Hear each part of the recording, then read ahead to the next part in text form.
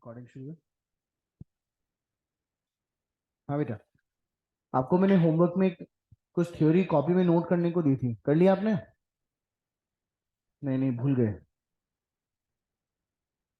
ये देखो, डिफरेंस दिया था बेटा मैंने कहा था कि आप लिखने का काम घर पे करेंगे, समझाने का काम मैं क्लास में कर दूंगा। अरे बोलो तो सही, लिखा है कि नहीं लिखा है तुमने? लिखा है?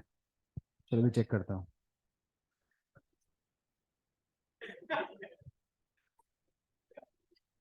अच्छा अच्छा अच्छा, अरे वो मजाक कर रहा था, आज कर लेगा। देखो, तो अगर भूल गए हो तो लिख लेना है ना, क्योंकि मैं एज इट इज ये कॉपी लिखवाऊंगा, कुछ नया है नहीं इसके अंदर, तो आप घर जाके लिख लेना। इसको मीनिंग में समझा देता हूँ। मैंने आपको डीमार्ट वाले एक एग्जाम्पल दिया था कि डीमार्ट में अगर आप 1 भी रुपए का सामान खरीदेंगे तो आपको वो बिना बिल बनाए बगैर आपको वहां से जाने देगा नहीं। जो बिजनेसमैन गुड्स की buying and selling, why did you laugh? आप बिना बिल के आए कभी? बिना बिल के आए हो कभी? तो जब आप कोई भी सामान उनसे खरीदेंगे तो आपको वो एक बिल जरूर प्रोवाइड करवाएगा। तो डीमार्ट एक ऑर्गेनाइज सेक्टर हो गया जिसमें हर एक ट्रांजेक्शन के बाद में गुड्स का इन्वेंट्री रिकॉर्ड कर लिया जाता है कि कितना गुड्स आया था और कितना गुड्स गया। इसे कहते हैं परपेचुअल इन्वेंट्री सिस्टम। लेकिन अगर हम किसी अनऑर्गेनाइज सेक्टर की बात करें या फिर ऐसे सेक्टर की बात करें जहां पर नंबर ऑफ क्वांटिटी जो है वो बहुत कम खरीदी जाती है, बहुत बार कम बेची जाती है, तो ऐसे लोग क्या करते हैं, सिर्फ माल खरीदने का डेटा रिकॉर्ड कर लेते हैं। डेली बेसिस पे उन्होंने कब कब किस आदमी को कितनी कितनी क्वांटिटी का माल बेचा उसका डेटा रिकॉर्ड नहीं करते। अब जब डेटा ही रिकॉर्ड नहीं किया कि कितना माल बेचा है, तो उनसे पूछा जाए कि आपके पास गोडाउन में कितना पड़ा है, तो वो नहीं बता सकते। उन्हें फिजिकली क्या करने पड़ेगा, गुड्स की काउंटिंग करनी पड़ेगी। इसलिए दो मेथड होते हैं इन्वेंट्री काउंटिंग करने के। पहला बोलिए, पीरियोडिक इन्वेंट्री सिस्टम, और दूसरा perpetual inventory system. Periodic inventory system is based on physical verification, यानी आपसे पूछा जाए कि आपके पास गोडाउन में इन्वेंट्री कितनी है, तो अगर वो आपको बिजनेसमैन ये कहे कि रुकिए जरा मैं बुक रिकॉर्ड में देख के बताता हूँ, तो इसका मतलब क्या हो गया? परपेचुअल इन्वेंट्री सिस्टम क्या लिखा हुआ है? It is based on book records. वो कहे रुको जरा, 2 दिन बाद में आना, मैं एक बार गोडाउन में रखे इन्वेंट्री की काउंटिंग करके बताऊंगा कि मेरे पास साबुन कितना है, शैम्पू कितना है, मैगी कितना है, ये वाली दाल कितनी है, ये वाली चीनी कितनी है। तो इसका मतलब वो कौन सा सिस्टम मेंटेन कर रहा है? periodic inventory system. This system provides information about inventory and cost of goods sold at a particular date. रोज थोड़ी फिजिकल काउंटिंग होगी, सप्ताह के एंड में, एक महीने के एंड में, क्वार्टरली, हाफ ईयरली, एनुअली, जैसा कि साइज ऑफ बिजनेस पे डिपेंड करेगा, गोडाउन में रखे हुए गुड्स की फिजिकल काउंटिंग होगी। तो एक पर्टिकुलर डेट को बताएंगे कि हमारे पास गोडाउन में इतना इन्वेंट्री पड़ा है, और जो इन्वेंट्री हमारे पास नहीं पड़ा है वो हमने क्या कर दिया होगा? बेच दिया होगा, यानी कि उसे कॉस्ट ऑफ गुड सोल्ड मान लिया जाएगा। लेकिन परपेचुअल में क्या लिखा है बेटा, बोलिए आगे। It provides continuous information about inventory and cost of sales. आप हर डे पे जितना माल बेचे उसका डेटा अगर आप रिकॉर्ड कर रहे हैं, तो इतना आया था और इतना बिक गया, इतना बचा होना चाहिए। आपकी जानकारी आपको तुरंत मिलती जाएगी कि गोडाउन में कितना इन्वेंट्री पड़ा है और अपन ने कितना इन्वेंट्री बेच दिया है।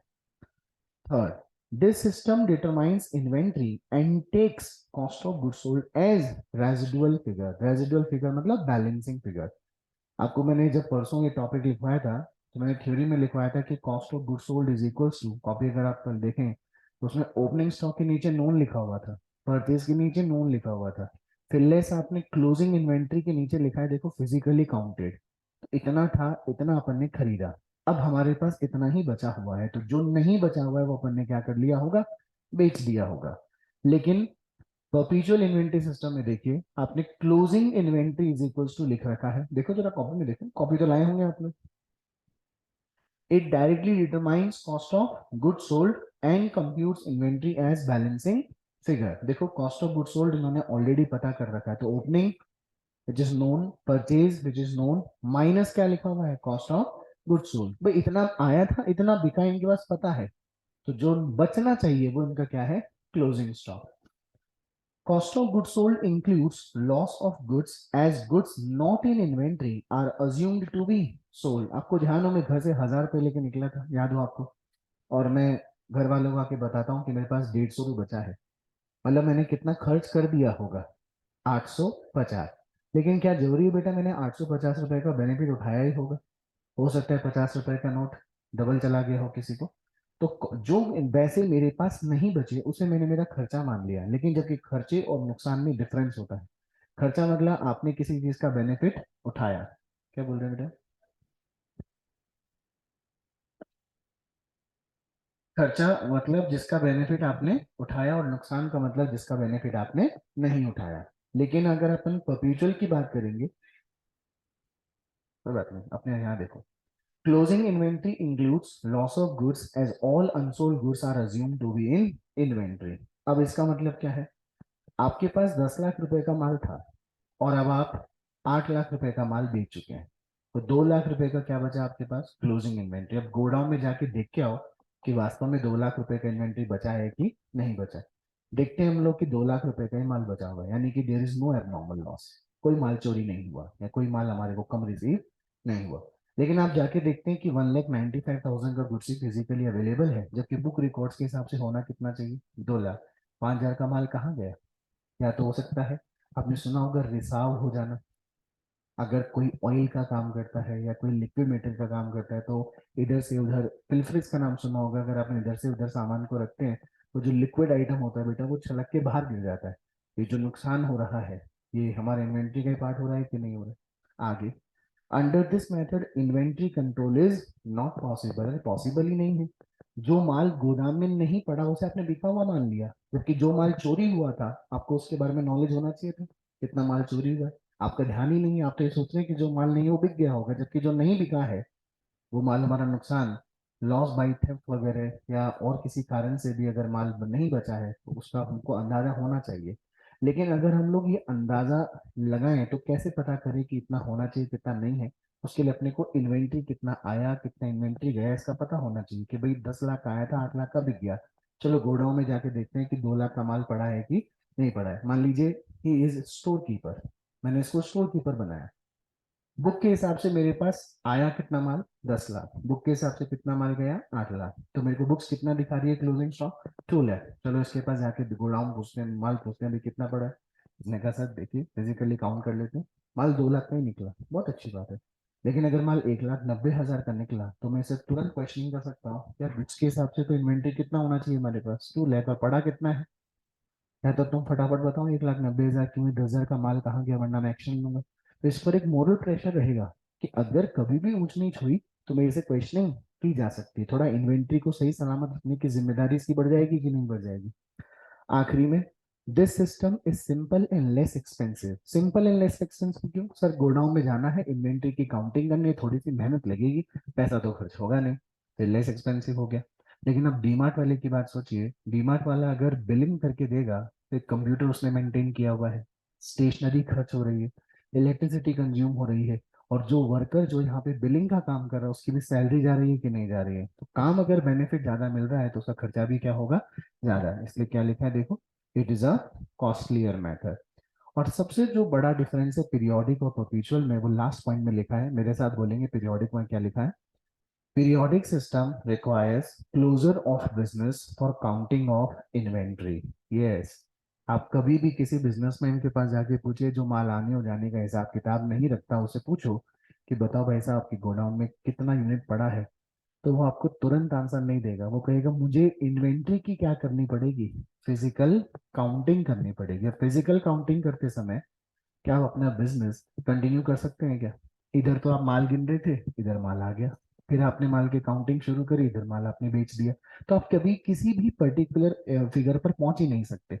आपको अपनी दुकान क्या करनी पड़ेगी? 2 से 3 दिन या साइज ऑफ द बिजनेस के अकॉर्डिंग 10 से 15 दिन में बंद करनी पड़ सकती है। लेकिन अगर आपने कंप्यूटराइज्ड अकाउंटिंग कर रखी हो, डेटा वाइज अकाउंटिंग कर रखी हो, तो आप बिना गोडाउन में जाए बगैर भी डिटरमाइन कर सकते हैं कि आपके पास गोडाउन में कितना इन्वेंट्री होना है। नहीं बेटा, होना चाहिए। देखो होना चाहिए और है में डिफरेंस हो सकता है ना, कि मेरी जेब में पैसा कितना होना चाहिए सर? 150 रुपए। मैंने पॉकेट में से बाहर पैसे निकाले, 150 ही निकला, बहुत अच्छी बात है।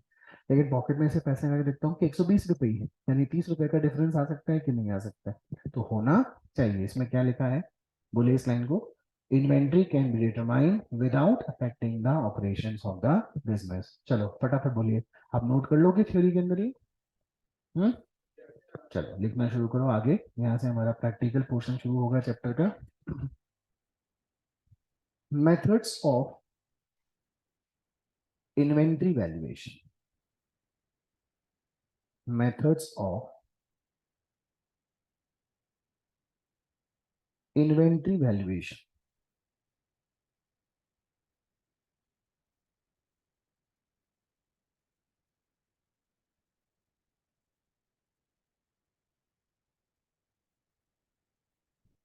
मेथड्स ऑफ इन्वेंट्री वैल्यूएशन, इसमें सबसे पहला लिखो बेटा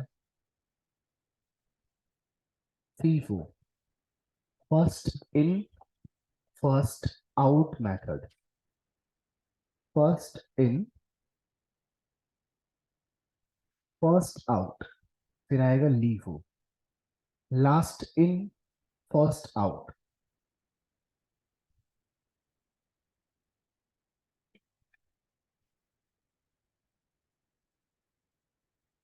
फिर है एवरेज प्राइस मेथड,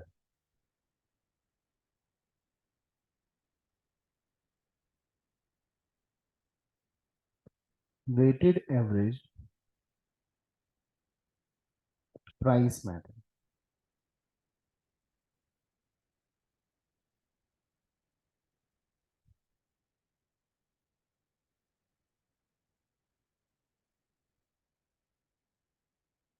फिर है एडजस्टेड सेलिंग प्राइस मेथड।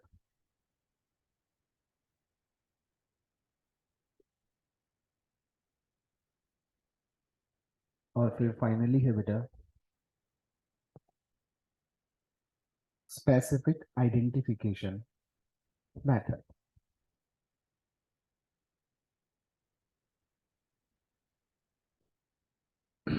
कितने मेथड डिस्कस करेंगे हम लोग? First in first out, FIFO को क्या बोलते हैं? First in first out. Then LIFO, LIFO मतलब last in first out. Third नाम है बेटा average price method, weighted average price method, adjusted selling price method and then specific identification method. अब मैं आपको समझाऊंगा पहले, आओ से बाद में, कॉपी बाद में करेंगे।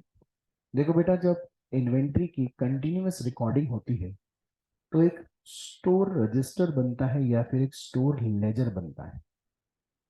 स्टोर लेजर, स्टोर लेजर बोल सकते हैं या फिर स्टॉक रजिस्टर बोल सकते हैं। आपके स्कूल में जब आप लोग सुबह सुबह आपकी जब अटेंडेंस लगती थी तो एक अटेंडेंस रजिस्टर आपने देखा होगा। एक तरफ नेम ऑफ द स्टूडेंट होता है, डेट वाइज आपका फर्स्ट हाफ में, सेकेंड हाफ में प्रेजेंट था, कौन एब्सेंट था, उसका एक डेली बेसिस का एक चार्ट बना होता है। उसी तरीके से स्टोर लेजर या फिर स्टॉक रजिस्टर में डेट होती है, उस डेट को कितना इन्वेंट्री आया था उसका डेटा रिकॉर्ड होगा। उस डेट को अगर कोई माल गया है वो डेटा रिकॉर्ड होगा, और उस डेट को शाम को जब आपने और कोई ट्रांजेक्शन नहीं किया तो क्लोजिंग बैलेंस ऑफ इन्वेंट्री कितना बच गया, डेली बेसिस का अपन डेटा मेंटेन करते हैं। उस रजिस्टर को या उस लेजर को क्या नाम देते हैं बेटे? Store laser. ये स्टोर लेजर का फॉर्मेट देखो क्या है।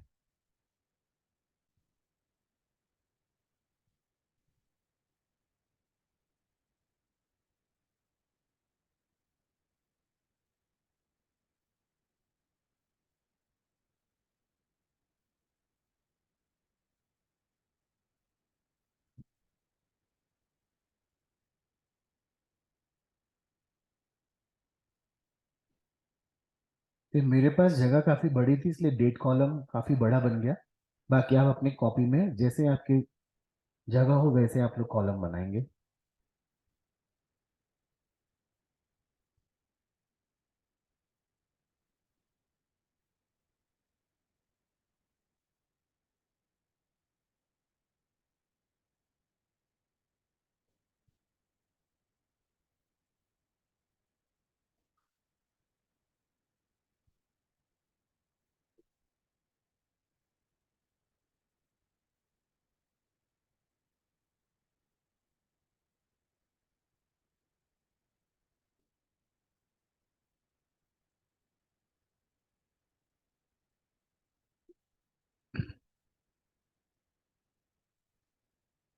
फर्स्ट वाले कॉलम में date, then receipt, then issue, and then balance.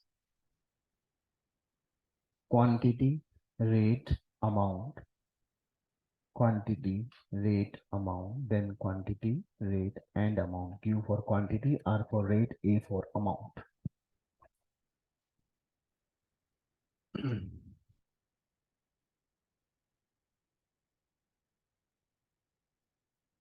चलिए, अब अगर आप नोट कर लिए बहुत अच्छी बात है, नहीं किए हो तो बाद में नोट कर लेना, पहले देखो एक बार। मान लीजिए बेटा मेरे पास 1 मार्च 2022 को मेरे गोडाउन में 1000 यूनिट पड़ी थी, जिसका रेट था 2 रुपये पर यूनिट। कितना पड़ा था बेटा? 2 रुपए पर यूनिट। कितने रुपए का माल पड़ा है मेरे पास? मतलब मैं किसी पेन में डीलिंग करता हूँ या किसी वाटर बॉटल में डील करता हूँ या किसी भी आइटम में डील करता हूँ, ऑन एन एवरेज मैंने एक बार मान लिया कि मेरे पास यूनिट कितनी पड़ी थी 1 मार्च को? 1000 यूनिट। कितने रुपए की रेट वाली? 2 रुपए वाली। कितना हो गया मेरे पास? 2000। मान लीजिए 10 मार्च 2022 को मैंने 3000 यूनिट और परचेस की, जिनकी प्राइस थी बेटा सपोज कितना रुपए? 3 रुपए मान लेते हैं। तो 3000 यूनिट 3 रुपए की रेट से मेरे पास कितने रुपए का माल आया? 9000। अब मुझसे कोई पूछे कि 10 मार्च को आपके पास इन्वेंट्री की क्या सिचुएशन है, तो मैं कहूंगा कि 2 रुपए वाली कितनी यूनिट पड़ी है? 1000, जिनकी प्राइस कितनी है? 2000। 3 रुपए वाली कितनी यूनिट है? 3000, जिनकी प्राइस कितनी है बेटा? 9000। यानी मेरे पास टोटल इन्वेंट्री कितने रुपए का है? 11000, जिसका मैंने बाइफरकेशन करके बता दिया कि 2 रुपए वाली तो पड़ी है 1000 यूनिट और 3 रुपए वाली पड़ी है 3000 यूनिट। बात समझ में आ गई यहाँ पे? मान लीजिए 20 मार्च 2022 को मैंने 4000 यूनिट और परचेज की है एट द रेट रुपीज 4। तो कितने रुपए का माल आ गया मेरे पास? 16000। तो अगर मुझे रिपोर्ट करना हो कि मेरे पास 20 मार्च के दिन क्लोजिंग इन्वेंट्री कितना है, तो मैं एक साथ लिखूं या ऐसा मुझे स्पेसिफिक लिखना चाहिए जैसा मैंने ऊपर लिखा था अभी? ऊपर लिखा वैसे लिखना चाहिए ना? क्या लिखूंगा सबसे पहले? 2 रुपए वाली कितनी यूनिट? 1000, जिसकी प्राइस कितनी है बेटा? 2000। फिर 3 रुपए वाली कितनी यूनिट? 3000, जिनकी प्राइस कितनी है? 9000। और 4 रुपए वाली कितनी यूनिट है? 4000, जिनकी प्राइस कितनी है बेटा? 16000। Am I clear? ये आपकी इंफॉर्मेशन है। अब मान लीजिए मुझे 25 मार्च 2022 को एक ऑर्डर मिलता है जिसमें मुझे कुछ क्वांटिटी को बेचना है। अब वो ऑर्डर कितनी यूनिट का आया? मान लीजिए मुझे 7,000 यूनिट का मुझे ऑर्डर मिलता है कि you need to sell 7,000 unit. Now the question arises, मेरे पास देखो 2 रुपए का भी माल पड़ा है, 3 रुपए का भी माल पड़ा है और 4 रुपए का भी माल। देखा जाए तो मेरे पास 7,000 यूनिट इशू करने के लिए सफिशियंट यूनिट पड़ा है कि नहीं पड़ा है? 1 + 3 4 + 4 कितनी पड़ी है बेटा? 8,000। तो मटेरियल तो मैं गोडाउन से निकाल के दूंगा, लेकिन फिर मेरे पास जो इन्वेंट्री बचेगा, वो इन्वेंट्री कौन सी रेट वाला बचेगा, इसके लिए मैंने एक मेथड तय किया। उस मेथड का नाम अपन ने सबसे पहले क्या तय किया बेटा? First in first out. Now what is the meaning of first in first out? जो भी इन्वेंट्री आप गोडाउन में से निकाल रहे हैं, वो यूनिट निकालिए जो सबसे पहले आई थी। बताइए मेरा सीक्वेंस 2 3 4 वाला होना चाहिए या 4 3 2 वाला होना चाहिए? 2 3 4। तो इशू कॉलम में लिखूं या रिसिप्ट और बैलेंस में? इशू सबसे पहले रेट कॉलम में लिखते हैं।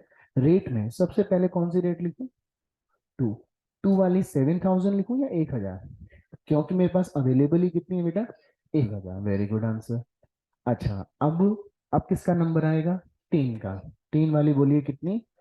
3000। वैल्यू बोलो बेटा? 9000। कितनी चली गई मेरे पास से? 4000। जबकि जाने कितनी थी कुल मिलाकर? कितनी बाकी है? क्या अभी अवेलेबल 4 रुपए वाली है खाली? 4 रुपए वाली कितनी बेटा? 3000। क्या 12,000 का माल चला गया? अब देखो, मेरे साथ बोलेंगे, 2 वाली 1000 फिनिश, बोलिए। 3 रुपए वाली 3000 यूनिट फिनिश। 4 रुपए वाली 4000 में से 4 रुपए वाली 3000 फिनिश। 4 रुपए वाली 4000 में से 4 रुपए वाली 3000 फिनिश। तो बेटा मेरे पास जो बची है क्वांटिटी वो 4 वाली बची है। कितनी बची है? 1000, तो मेरे पास क्लोजिंग इन्वेंट्री कितना है? 4000। अब अगर मैं और खरीद लेता हूँ तो ये जो प्रोसेस है वो कंटिन्यू बढ़ता चला जाएगा। बताइए कौन सा मेथड मैंने फॉलो किया है? FIFO, this is first in first out. तो कैन आई से कि फर्स्ट इन फर्स्ट आउट में जो क्लोजिंग इन्वेंट्री बचती है वो लेटेस्ट खरीदी हुई इन्वेंट्री बचती है। थोड़ा दिमाग लगाओ। FIFO मेथड में जो इन्वेंट्री बचती है वो लेटेस्ट खरीदी हुई इन्वेंट्री बचती है। ऐसा क्यों? क्योंकि जो मैंने निकाली होगी वो जो सबसे पहले खरीदी होगी वो निकाली होगी, तो सबसे पहले खरीदी होगी वो निकाली होगी, तो बची हुई वही होगी जो लेटेस्ट मैंने खरीदी है। Am I clear? फटाफट नोट कर लो इसे।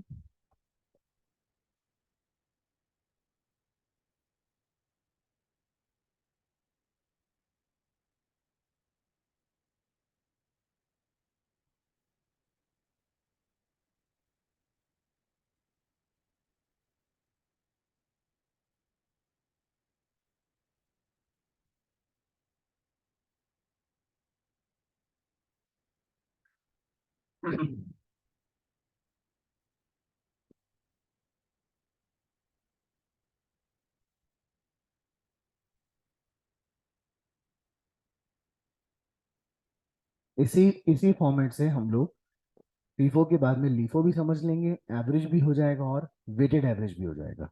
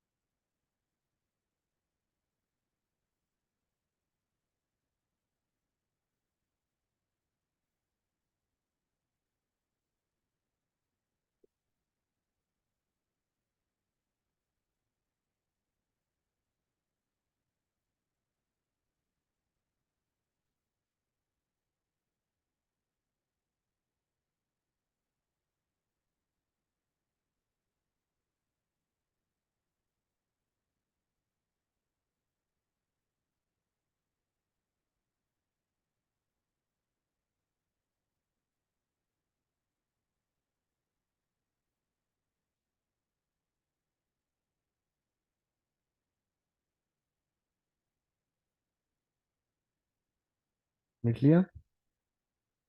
चलिए।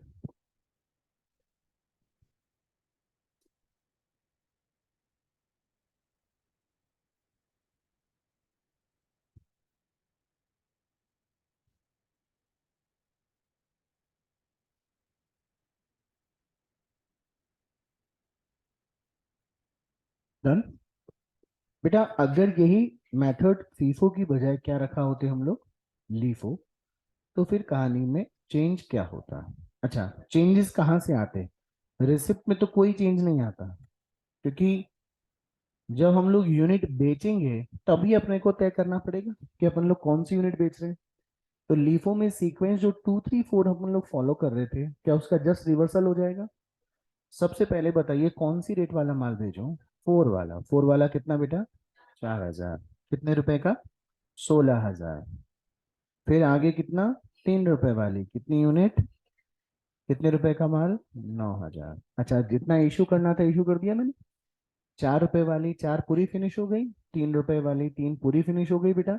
बची मेरे पास कौन सी वाली? 2 रुपए वाली कितनी यूनिट? 1,000। तो मेरे पास जो क्लोजिंग इन्वेंट्री है वो कितने का ही बचेगा? 2 है। बात समझ में आ गई सबको? अब आपको इसे कॉपी में नोट करने की जरूरत नहीं है, आपको मेथड समझ में आ गया, फॉर्मेट बनाना समझ में आ गया। इजी है एकदम। लेकिन लीफो मेथड को ना एक एक्सेप्टेबल मेथड नहीं माना गया आईसीआई की तरफ से। आईसीआई का ये मानना है कि भी जो लीफो मेथड है वो एक रेशनल मेथड नहीं है। क्यों नहीं है? क्योंकि भाई पहली तो बात, हर आदमी ये चाहेगा कि उसके पास जो यूनिट सबसे पुरानी पड़ी है सबसे पहले वो बिके, क्योंकि अगर वो माल आउटडेटेड हो गया तो उसको नुकसान झेलना पड़ेगा। दूसरा मेथड इसलिए भी रेशनल मेथड नहीं है कि आप पैसा तो खर्च कर रहे हो लेटेस्ट वाला और आपको पैसा मिल रहा है पुरानी प्राइस वाला, तो ये मेथड जो है वो एक्सेप्टेबल मेथड नहीं माना गया। तो एग्जाम में आज तक कोई भी क्वेश्चन लिफो का नहीं आया, आया है तो फीफो का आया है या फिर वेटेड एवरेज का। इसका वेटेड एवरेज। लेकिन अगर एग्जाम में आ जाए बाई चांस, तो अपने मन में ऐसा नहीं होना चाहिए कि अपन कैसे क्वेश्चन सॉल्व करेंगे। इसके एक बार अपन ने एक बार देख लिया कि हम कहानी जो है वो क्या कर देंगे, एकदम रिवर्स कर देंगे। कौन सा मेथड था ये अपना? लीफो। अब अपन चलेंगे बेटा एवरेज प्राइस मेथड।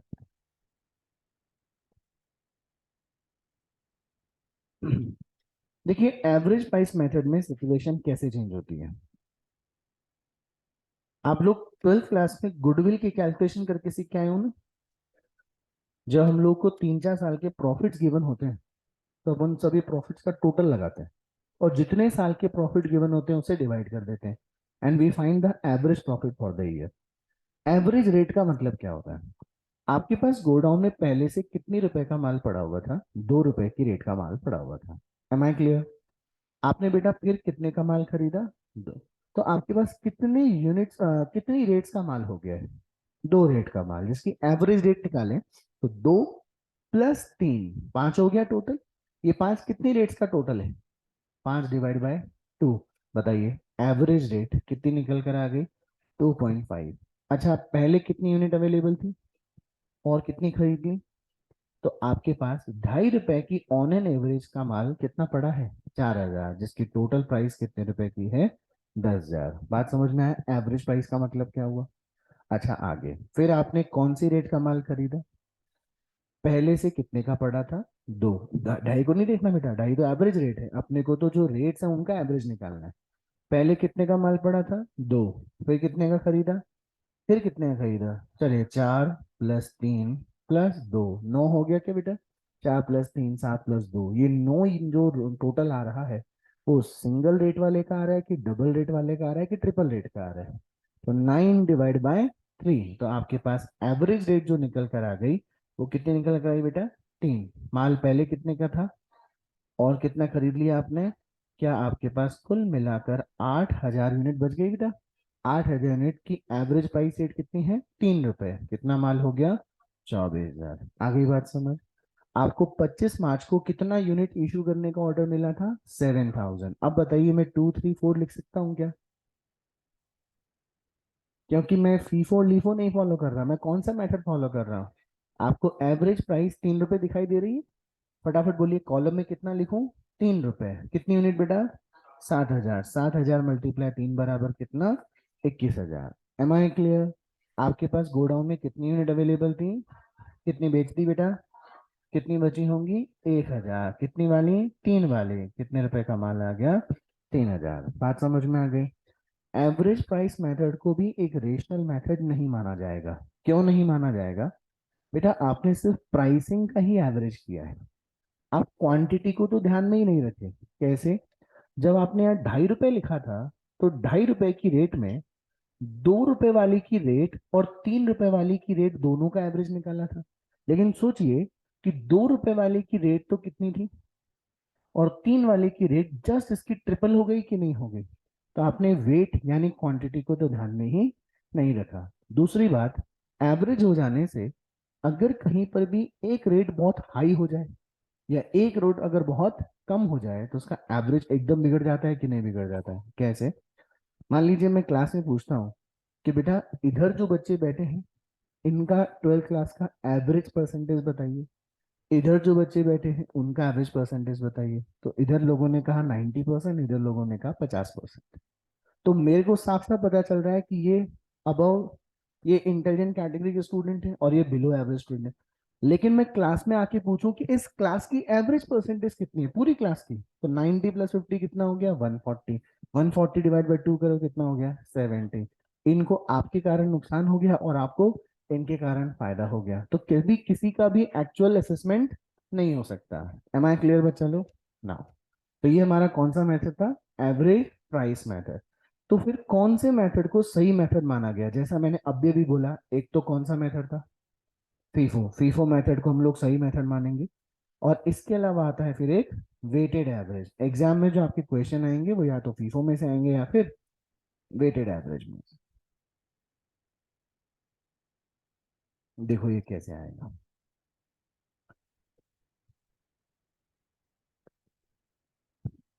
आपके पास पहले 2 रुपए वाली कितनी यूनिट थी? 1,000। फिर आपने और कितने का माल खरीदा? अब आप 2,000 प्लस 9,000 कितने का माल हो गया? अब देखिए 11,000 रुपए का माल कितनी क्वांटिटी का है? अगर कोई मुझसे आके बोले कि मुझे पूरी की पूरी 4,000 की 4,000 यूनिट बेच दो, तो मैं उससे कितने पैसे लूंगा? 11,000। बोलते नहीं यार, 4,000 थोड़ी ज्यादा हो गई, मेरे को तो ना केवल 2,000 यूनिट ही चाहिए। तो मैं क्या बोलूंगा कि भाई जो 11,000 रुपए का अमाउंट है, वो कितनी यूनिट का अमाउंट है? आप इसका एवरेज वेट निकाल लें, पर यूनिट प्राइस निकाल लें, और किससे मल्टीप्लाई कर दें? 2,000 से 5,500 का माल आ जाएगा। यानी अपन क्या कर रहे हैं, जो भी कॉस्ट आपके सामने अवेलेबल है उसको अपन किससे डिवाइड कर देंगे? उसकी क्वांटिटी से। मान लो मेरे पास एक बहुत बड़ा ड्रम है, उस ड्रम में 1,000 किलोग्राम शुगर रखी हुई है। मान लीजिए शुगर की रेट 2 रुपए है, तो 1,000 × 2 बराबर उस ड्रम में रखे हुए शुगर की कीमत 2,000 रुपये हो गई। मैंने अगली बार कितनी किलोग्राम शुगर और खरीदी? 3,000। अब 3,000 शुगर को उसी ड्रम में मैंने क्या कर दिया बेटा? मिक्स कर दिया। अब उस ड्रम में रखी हुई शुगर की क्वांटिटी बोलिए कितने केजी हो गई? 4,000। और पहले प्राइस कितने रुपए की थी? 2,000। 1,000 मल्टीप्लाई 2 बराबर 2,000 थी। अभी 3,000 मल्टीप्लाई 3 रुपए यानी 9,000 की शुगर मैंने उसी ड्रम में और मिक्स कर दी। तो पहले कितना था, अभी कितने का आया, और टोटल कितना हो गया? अब मुझे वजन तय करना है कि वेटेड एवरेज की कीमत तो कितनी है? 11,000, और वजन कितना है? 4,000। तो what is weighted average rate per KG?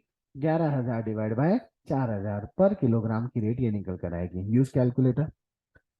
11,000 divide by 4,000, 2.75। Okay. आपने फिर कितना किलोग्राम शुगर या कितना किलोग्राम यूनिट और खरीद लिया? 4,000। पहले कितनी थी बेटा? 4,000। अभी और कितनी हो गई? 4 ऐड करते ही टोटल कितनी हो गई बेटे? 8,000। पहले माल कितने रुपए का था?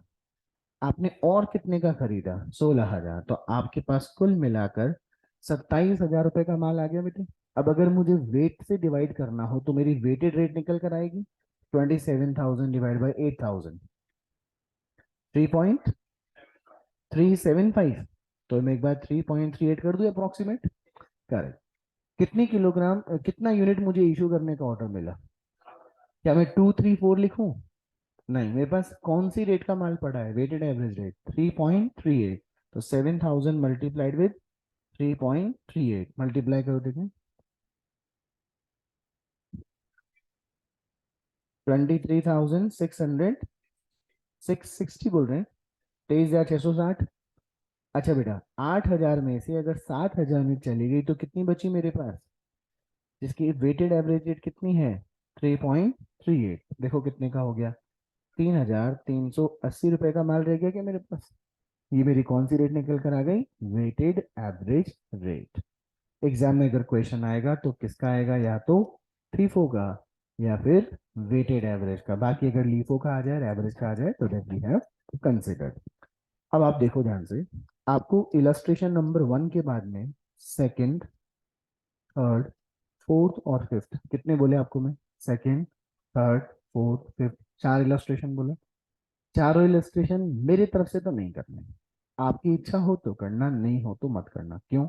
मैंने कितने मेथड आपको बताए एक ही एग्जांपल में? फीफो, लीफो, एवरेज और मॉड्यूल में फीफो का अलग एग्जांपल, लीफो का अलग, वेटेड का अलग और एवरेज का अलग। समझ गए मेरे कहने का मतलब? तो आप करोगे कौन से जो एग्जाम में आए हुए हैं और आगे भी आ सकते हैं? Please note it down. Illustration number 11 and illustration number 12, ये कॉपी में होने ही चाहिए। ये एज इट इज एग्जाम में क्वेश्चन उठ कर आए हैं 2 बार। हो सकता है आपके बार वापस आ जाए, 100 यूनिट की जगह यूनिट कितना हो जाए 1000, और प्राइस जो है 30 उसकी जगह हो जाए 3 रुपए, या यूनिट रह जाए 100 की 100, प्राइस कितनी हो जाए 300। मतलब यूनिट की वैल्यू बढ़ सकती है घट सकती है, प्राइस का वैल्यू घट बढ़ सकता है। क्वेश्चन पढ़ो देखें क्या लिखा है। The following are the details of spare part of Shriram mills. फिर आपको जनवरी 1 से लेकर 20 फरवरी तक की डेट गिवन है। आखिरी में देखिए क्या लिखा है। Find out the value of inventory as on which date 31 March 2020 if the company follows first in first out basis, यानी कौन सा मेथड, फीफो। और सेम जानकारी, सेम क्वेश्चन, सेम पार्टी का नाम, सेम यूनिट्स आपके सामने गिवन है। बस अब की बार क्वेश्चन किस मेथड से मांग मांग लिया बेटा, वेटेड एवरेज प्राइस मेथड। कर लाओगे क्वेश्चन पक्का।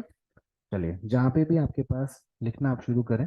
ये नोट कर लिया था क्या, जो मैंने फीफो वाला बताया था, उसके नीचे से लिखना शुरू करो, एवरेज सेलिंग प्राइस में, सॉरी एडजस्टेड सेलिंग प्राइस में।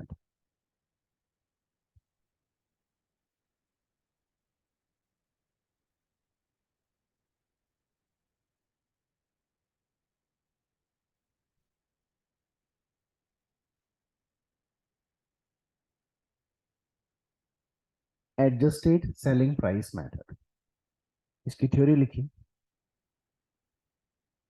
This method is also called, this method is also called retail inventory method. This method is also called retail inventory method. Full stop. आगे लिखो continuation में। This method is commonly used,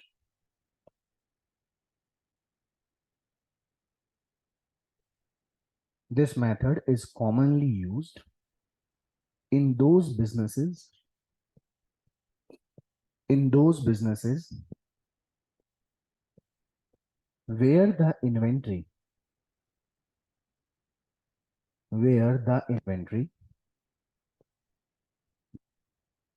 comprises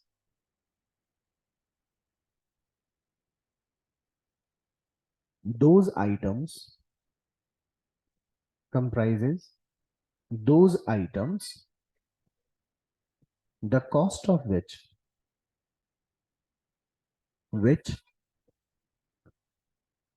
is not readily available. readily का मतलब क्या होता है, immediate, the cost of which is not readily available, full stop.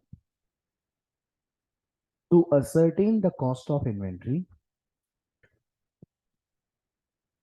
to ascertain the cost of inventory,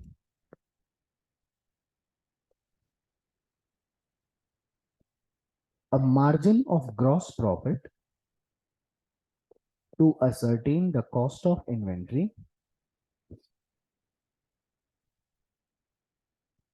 a margin of gross profit is deducted,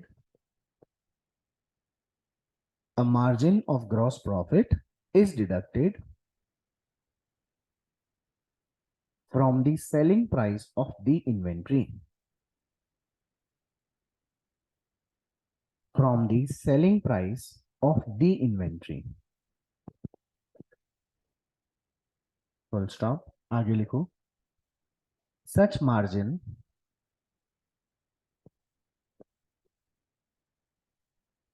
can be same, such margin can be same for all type of inventory, for all type of inventory, or it can be different, it can be different for group of items, for group of items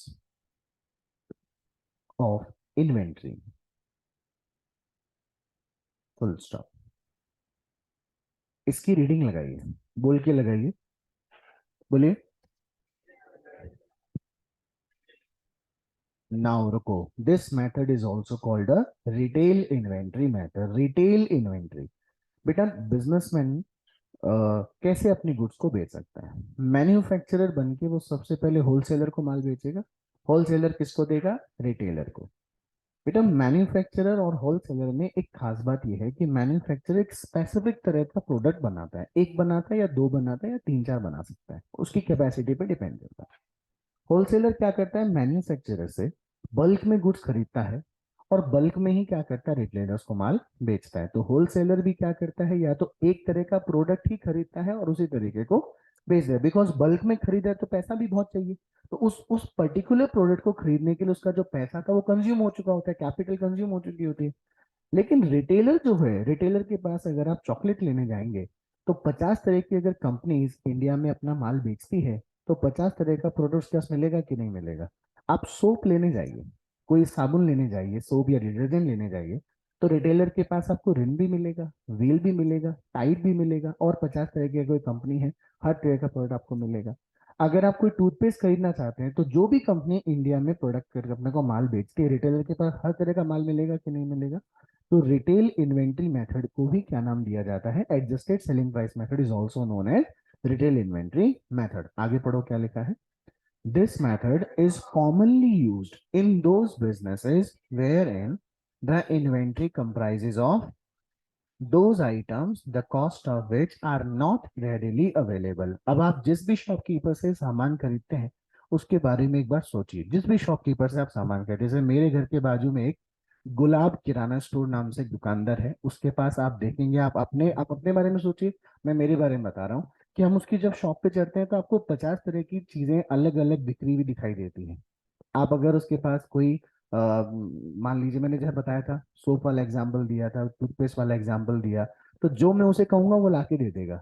उसके पास सब तरह का item मिलेगा, उसके पास सब तरह का item जो अवेलेबल है। अलग अलग कॉस्ट प्राइस होगी कि नहीं होगी? हर आइटम की किसी की कम होगी और किसी की ज्यादा होगी। आगे देखो क्या लिखा हुआ है। टू असर्टेन द, हाँ एक मिनट आगे, एक एक मिनट। किसी की कम होगी और किसी की ज्यादा। अगर वो इतना कॉम्पिटेंट है कि उसने कौन सा माल किस डेट को कितने में खरीदा था और कौन सा माल उसने किस डेट को बेच दिया, तो जो माल बचा हुआ है अगर उसके पास कॉस्ट अवेलेबल है तो बहुत ही अच्छी बात है। लेकिन क्या रिटेलर कभी आपको बिल बना के दिया है क्या आज तक? उसको तो पता ही नहीं है कि उसने कितनी क्वांटिटी बेच दी, किस रेट में बेची। अच्छा, आपने कभी देखा हो, आपको गरम मसाला, जैसे मान लीजिए गरम मसाला आपको मम्मी ने बोला जाओ 100 ग्राम का डब्बा लेकर आओ, पैकेट लेकर आओ। दुकानदार को आप बोलते हैं एमडीएच का एक गरम मसाले का पैकेट दीजिए। मैं प्रैक्टिकल लाइफ बता रहा हूँ आपको, प्रैक्टिकली कैसा होता है, अगर आपने फील किया तो मुझे बताना। शॉपकीपर जाता है, शेल्फ में से लेकर आता है, पीछे उसकी प्राइस देखता है, प्राइस लिखी हुई है 98 रुपी, एमआरपी लिखा हुआ है 98, वो आपके सामने रखता है, कहता है 95 रुपीज। पर प्राइस कितना लिखा हुआ है? वो आपके लिए बलिदान दे रहा है 3 रुपए का? नहीं दे रहा। डिस्काउंट नहीं दे रहा क्या हमारे को? नहीं। उस 95 को उसने अपना एक सेलिंग प्राइस फिक्स कर लिया। एमआरपी तो क्या थी? Maximum selling price. तो 95 तो क्या हो गई? Selling price. क्या उसमें भी उसका प्रॉफिट छुपा हुआ है कि नहीं छुपा हुआ है? बेटा 5 दिन बाद, 5 दिन बाद छोड़ो, सुबह आप गए थे, आप शाम को ही उस दुकानदार के पास जाओगे, हो सकता है वो 98 के बजाय आपको 96 बोल दे या 94 बोल दे, क्योंकि उनको ये प्राइसेस जो है वो क्या नहीं रही होती, प्रीफिक्स याद नहीं रहती। जो उनके दिमाग में आता है वो बोल देते हैं, बट उससे ज्यादा में क्या नहीं कर सकते, वो नहीं बेच सकते। तो कुछ ना कुछ प्रॉफिट उनका वेरी करता है कि नहीं करता है। तो अगर उनके पास जो माल गोडाउन में पड़ा हुआ है उसकी कॉस्ट पता करनी हो तो वो नहीं बता सकते, क्योंकि उनके पास डेटा मेंटेन नहीं है। लेकिन अगर हम उनसे पूछे कि नहीं आपको बुक्स ऑफ अकाउंट क्लोज करनी है, बताना पड़ेगा क्लोजिंग स्टॉक कितना है, तो ऐसी कंडीशन में क्या करें? अब आगे देखो क्या लिखा होगा।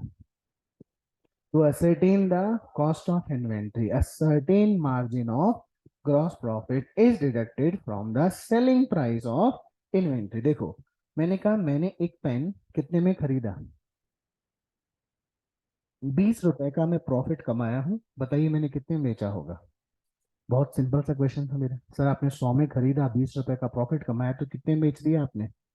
बताइए, 100 रुपए क्या थे, 20 रुपए क्या था? बेटा 120 का क्या हो गया? सर कहानी उल्टी कर देते हैं। मैंने कितने में बेचा है? 20 रुपए का मैंने प्रॉफिट कमाया है, बताओ मैंने कितने में खरीदा होगा? 100। बात समझ में आ गई? जब आपको क्या पता है क्या नहीं पता, तो आपने लाइन लिखी है, to ascertain the cost of inventory a certain margin of gross profit. देखो बोर्ड पे देखो, a certain margin of gross profit is deducted from the selling price of inventory.